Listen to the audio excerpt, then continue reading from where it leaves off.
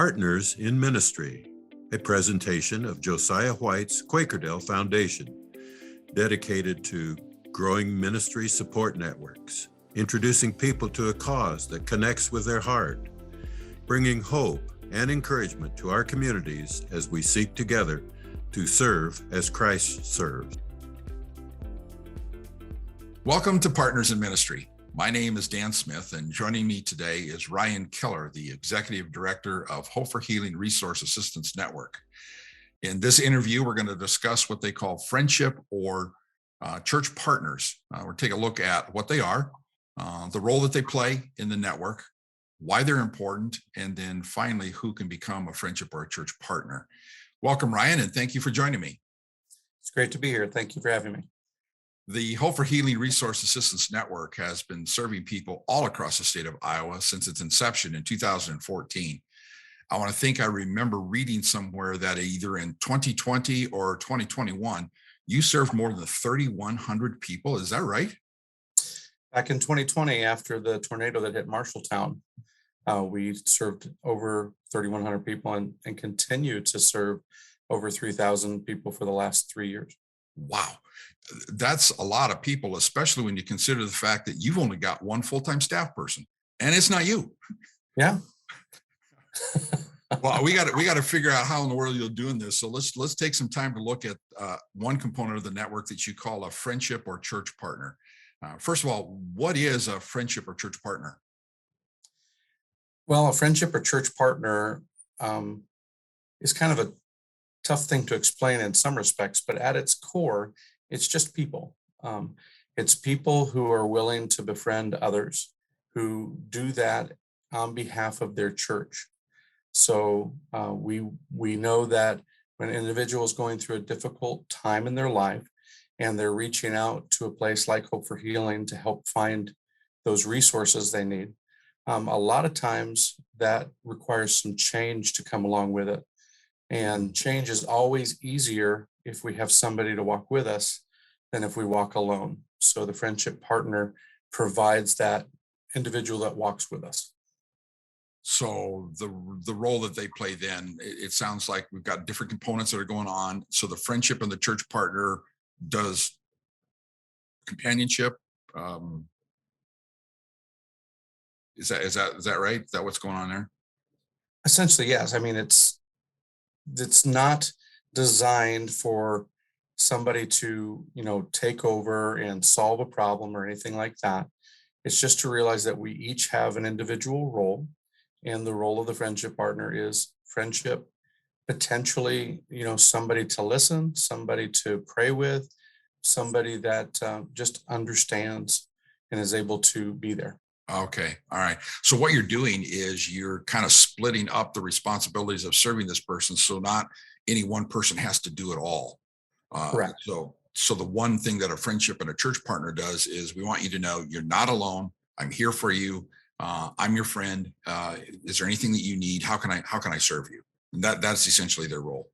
Correct. So why is that important? What to have this friendship or this church partner? Well, I can talk about it from a couple of different perspectives.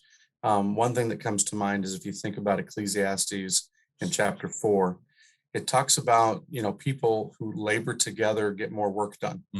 But it also mentions in verse 9, I believe it is, that, it's kind of, we should feel bad for somebody who falls and is alone and isn't able to do that. So I see this as an opportunity for the church, and the church by that term is not the building, but the people, to be able to use their various skills, gifts, or, just interests to help somebody else out. Not every person that will come to a church will fit nicely with everybody there, but there's usually one friendship partner there that can connect and understand, walk with that person while they're making some changes in their life. Okay. The other part of that is I go back, I'm a licensed marriage and family therapist.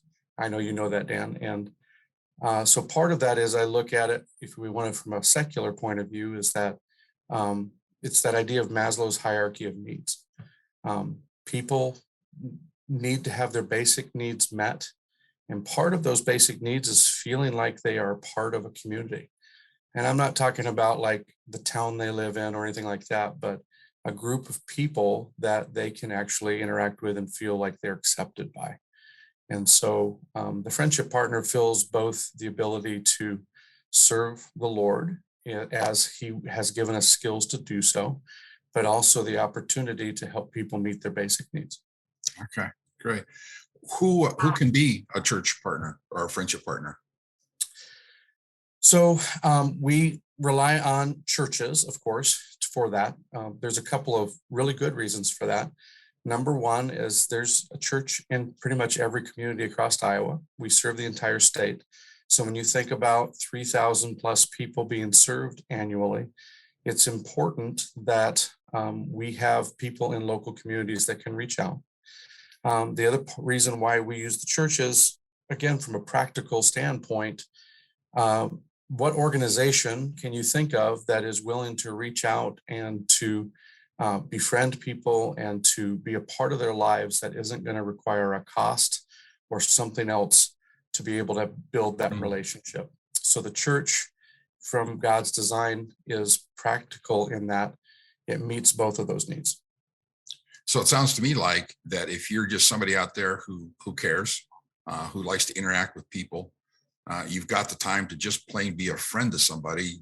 That's really all you need. You don't need to be a counselor. You don't need to be a pastor. You don't need to be a teacher. You don't need to have any licensings or specialized skills. You just got to care and want to go ahead and invest some of your time and make sure that people are doing okay. Exactly. The only thing is we ask that you do that with the understanding of your church, that your church is part of the network. We don't want people serving on behalf of their church and the church doesn't know what's going on.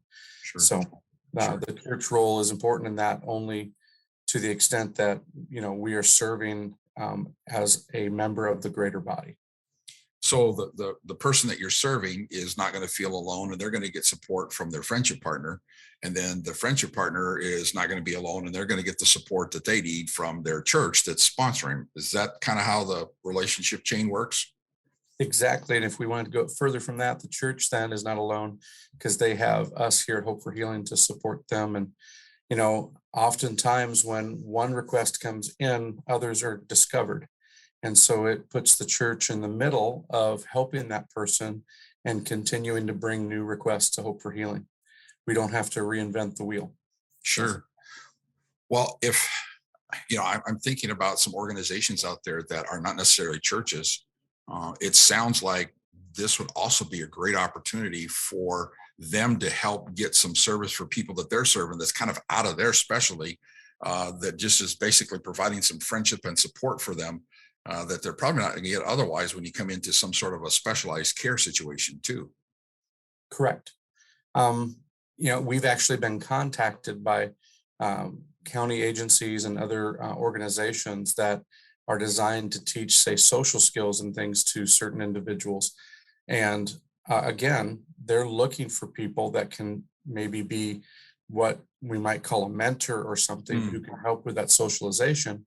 But all it is, again, is friendship. It's being there, talking with someone, having the time to be with them. And so it really does fill a need that is understood within human service fields and within the church.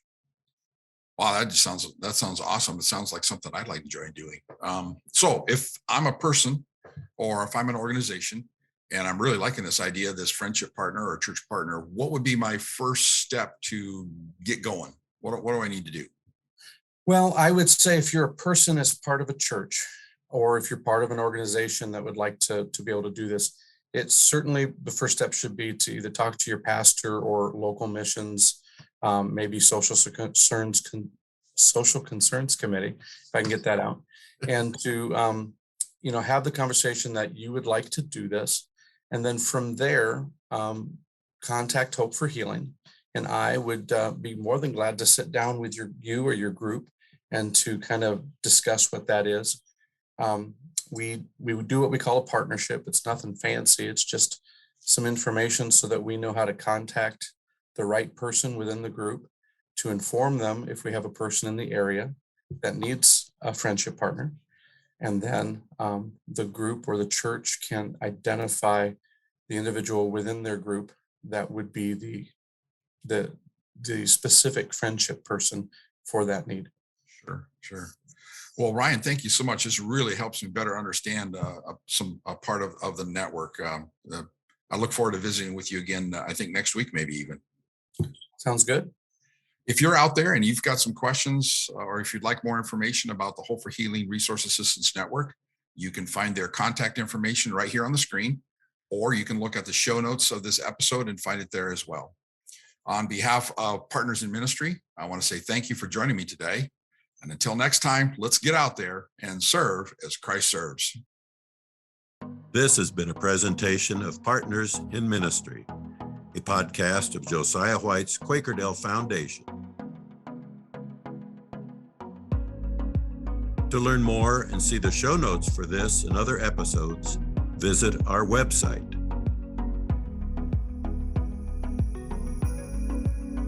To stay informed of up and coming broadcasts, subscribe to our e-newsletter.